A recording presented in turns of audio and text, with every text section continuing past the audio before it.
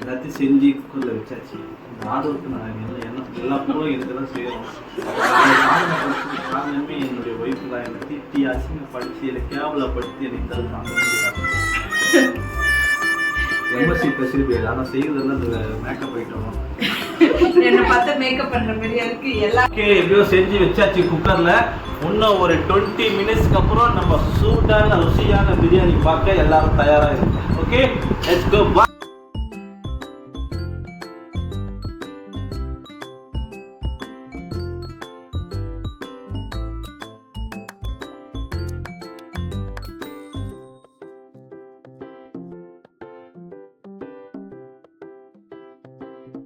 நல்லா கழுவியாச்சு. இப்போ நம்ம பண்ணியிருக்க மட்டன் மசாலால அதை சேர்த்துக்கோ. கை கழுவுங்க.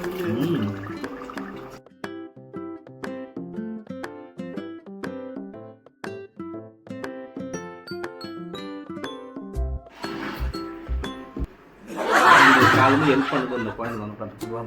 அப்படி சொல்லு, வா வா வா. அது வந்து லூஸு, ஒரு வேலை செய்யாது. அதுதான் கூட்ட வேற ஒன்று போகும்.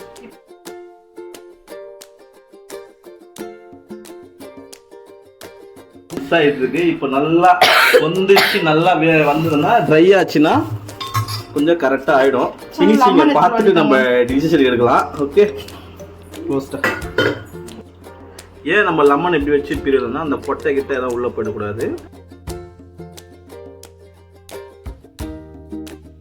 இந்த ஒன்றுக்கு வேக்கி இல்லாத ஒரு பொண்ணு இருக்கிறா. அவள் பேர் வந்து நான் கடைசியாக சொல்கிறேன். தெரிஞ்சா கமெண்ட் பண்ணுங்க. எதுக்கு அதெல்லாம் அழுவா அவள் ஒரு உதாரணத்துக்கு. இப்போ எல்லாத்தையுமே அரிசி கிரிச்சி எல்லாத்தையும் உள்ளே போட்டு மிக்ஸ் பண்ணியாச்சு.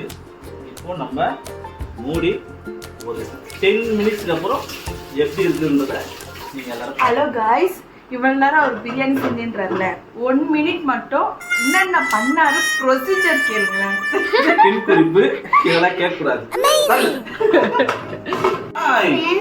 இப்போ நம்ம சிக்கன் போட போது இவ பார்க்க போது நாங்க சிக்கனா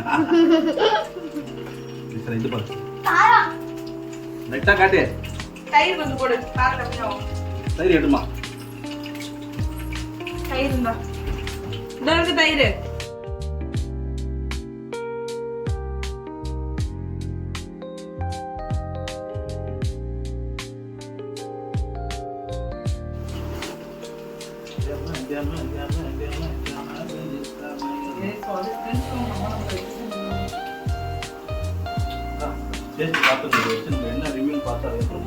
வாங்க வாங்க வாங்க.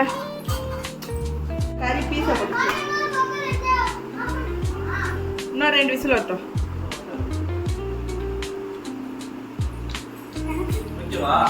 எல்லாமே ஓகே.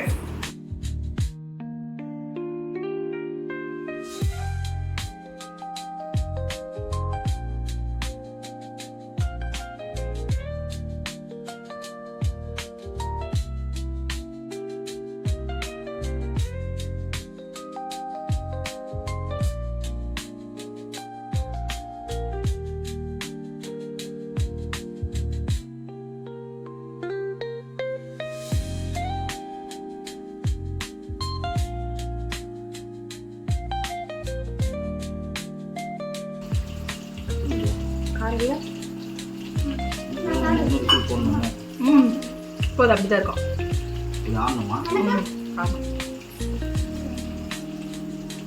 காரம் இல்லை. ஆமா.